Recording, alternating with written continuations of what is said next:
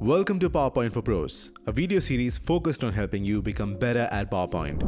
In this video, I will show you how you can create pie charts and donut charts in PowerPoint, including customizing and animating them.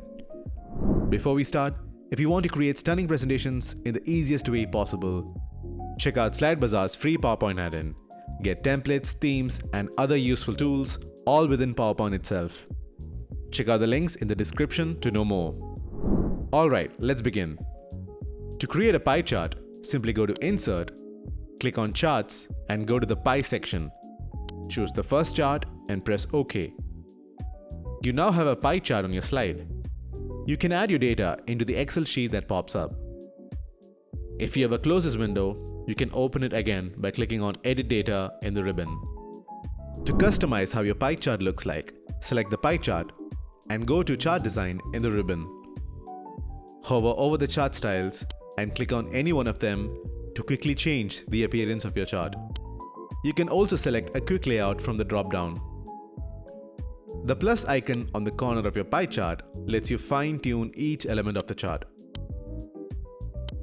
Now, let's take a look at an interesting way that you can animate your pie chart in PowerPoint. Instead of animating your pie chart to appear all at once, you can add an animation to make each category appear one by one. This is much better since it lets you talk about each category at your own pace.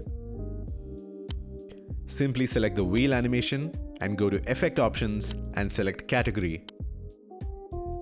Now to create a donut chart, all you need to do is right-click the pie chart, click on Change Chart Type, and select the donut chart. Now, if you're tired of using these basic charts in your presentations and if you want something more impressive, check out SlideBazaar's templates. Simply download them, customize them, and make them yours. Well, that's all for now. Check out the links in the description to know more about our free PowerPoint plugin and subscribe to our channel for more videos like this.